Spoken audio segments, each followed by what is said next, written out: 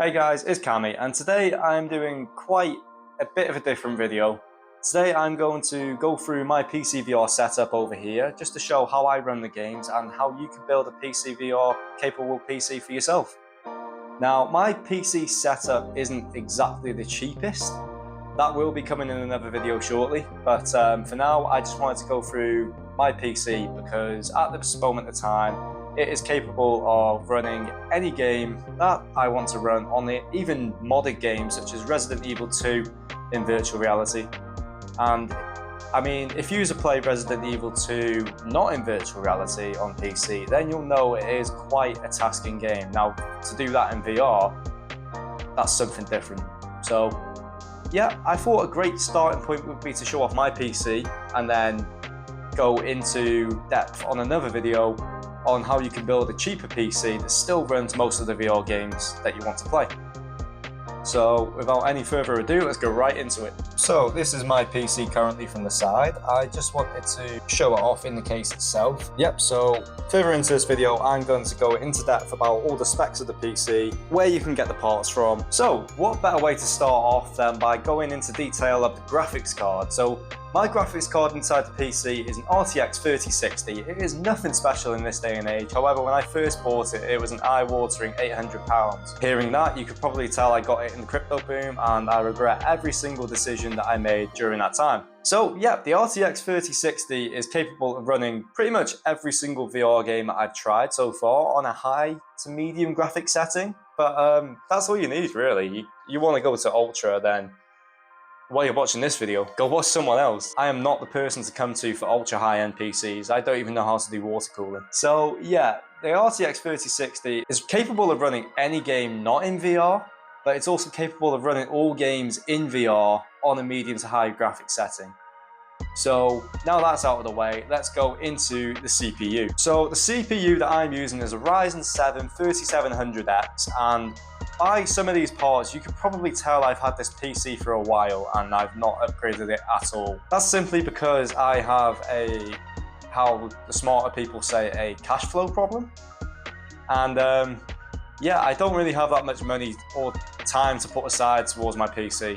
I'm too busy with university and all that. But yeah, so my PC runs off of a Ryzen 7 3700X, I think.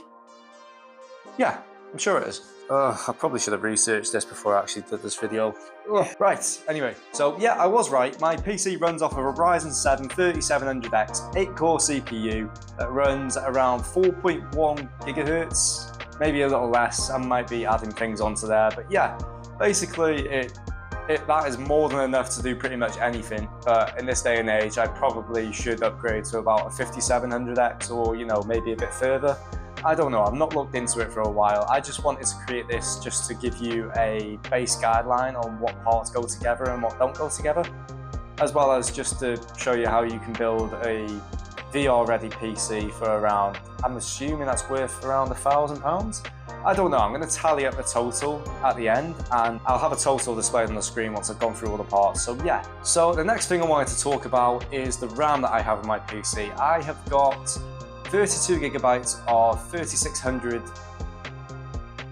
What's it actually? Yeah, so my clock speed and my RAM is 3600 something. I don't know the units of measurement in there. I just know it's 3600 at 32 gigabytes, and that's probably overkill in this day and age. You don't need any more than 16 gigabytes. Like, my games ran perfectly off of 16 gigabytes, but yeah, I like to have a higher end PC, I guess. So yeah, 32 gig is pretty much enough to run most things. Well, it's enough to run anything. You don't need 32 gig. For the motherboard that I have, I've got a B570 something. I should have researched this before I did the video. Okay, so I just did my research and I have an Asus X570 motherboard which has built-in Wi-Fi, built-in Bluetooth, and basically I got that last year because my old university accommodation didn't have an Ethernet port in my room at all. I don't know why, because that's stupid, and every single place should come with an Ethernet port. Like, I've got one here. My uni place here has about 5 of them. Yep, so I upgraded that last year. It's around £220 now if you were to buy it, but I think I got mine for about £250. Again, bit of an overkill accessory, but yeah, you could probably get a motherboard for much cheaper than that and it'll still do the same thing, but my one's just future-proof, really. So if I want to upgrade a couple more parts, I can upgrade those and not have to worry about the motherboard for at least a couple more years. Also, the Wi-Fi is actually really useful in times where I can't connect to an Ethernet port. So when you do buy a motherboard, keep in mind that you might need to get one with Wi-Fi compatibility, as well as Bluetooth compatibility, because if you want to use an Xbox remote with a PC, you need Bluetooth, or you can plug it in, but who does that these days?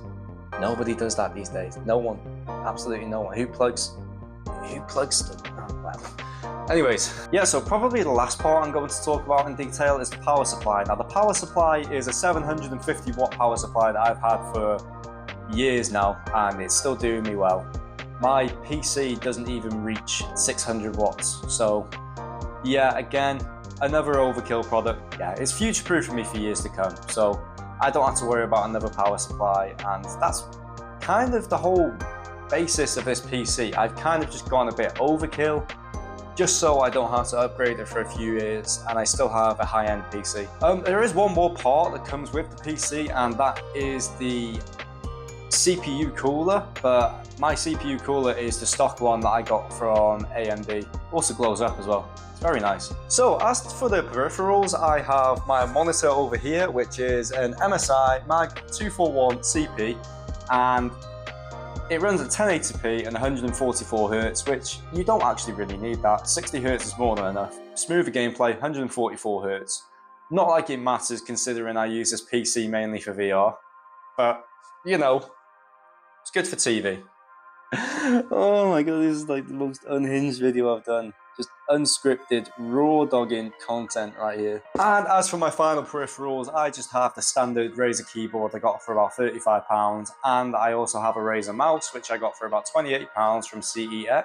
Yeah, I did used to have a much better mouse, however, I play games very intensely, and because of that, some parts tend to wear out after a while. Yeah, I'm still an idiot for that one. So in this section of the video, I am going to be going through the prices of all my parts that I've just listed off there. And yep, this first one's amazing. So the RTX 3060 can be found online for £280. Oh my god, I paid 3 times that amount. What was I doing? Oh my god. Fuck!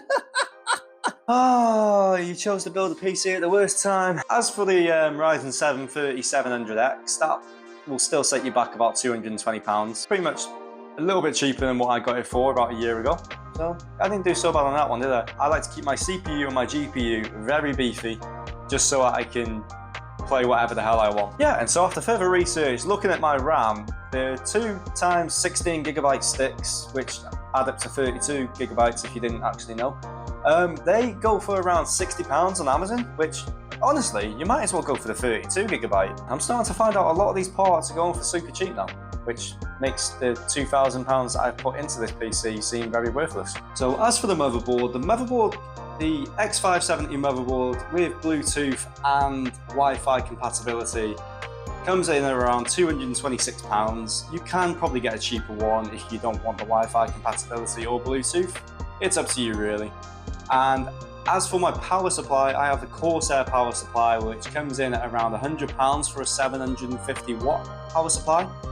You probably won't need 750 watts. You might be just as well getting a 650 watts of power supply. And finally, something I completely forgot to mention before is the PC case over there. So the PC case goes for around £80 for the one that I have, but there are some similar ones that do go for around £50. I have the NZXT PC case, which has served me very well actually. It's got USB-C, it's got a lot of room for different cables at the back, like a lot more than my old PC case had. All of this is up to you really. I'm just giving you a base guideline of what I use, and I think using my PC is a good rule of thumb because it isn't the most expensive PC, however it still runs all games and all VR apps at a medium to high quality. So with all those numbers punched in, plus the peripherals added, my PC comes to around £1,200. As disappointing as that is for me, that's yeah, that's still a fully VR capable working PC. I've yet to find a game that I've not been able to run with it, as well as it can run any single flat screen game that I even play, or any one that will come out in the next few years. So after all of that, do you really need to build a PC that's £1,200? No, absolutely not. In fact, you could probably build a PC that is less than half of that, and it'll still be able to run most, if not all, VR games on a medium quality graphic setting. Which, yeah, is a bit upsetting for me. However, don't waste your money. So all in all, that is pretty much what you need to build a PC. I could go into detail showing you exactly how you can build a PC. However, there are so many better guides out there that you can follow that I just don't think I can do it justice, really. So yeah, I'll try and leave a link to one of those down below. Yeah, the moral of the story, just don't build a PC.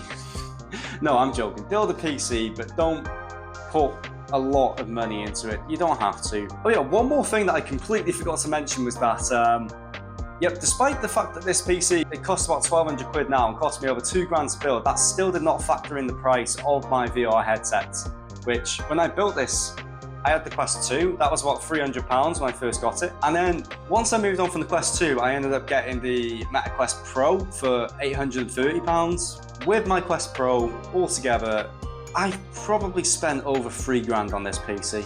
Thank you guys for watching so much. If you did enjoy the video, then it would be highly appreciated if you did leave a like. And if you like the videos that I make, then why don't you subscribe? Just putting it out there. But yeah, anyway, yeah, thank you so much for watching, and I hope to see you in another video. Peace.